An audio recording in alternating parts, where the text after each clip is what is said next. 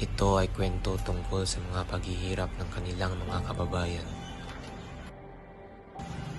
Nakatakda itong gisingin ng mga Pilipino sa katotohanan ng negatibong epekto nila sa lipunan.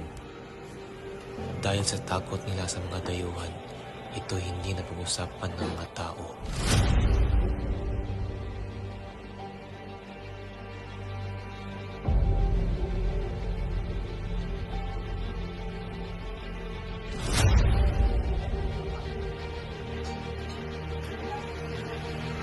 Lahat, may pagpakilala ko sa inyo.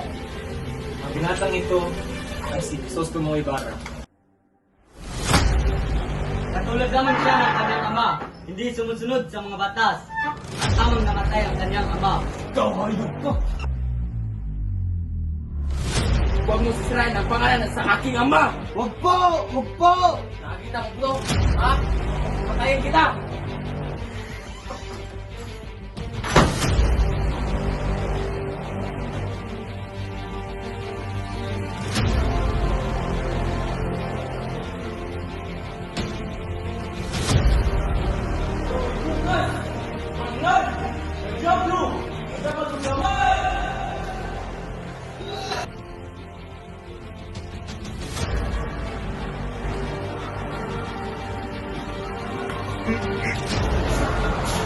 Crispin!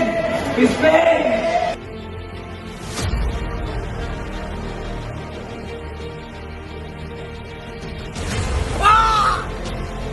Huwag po!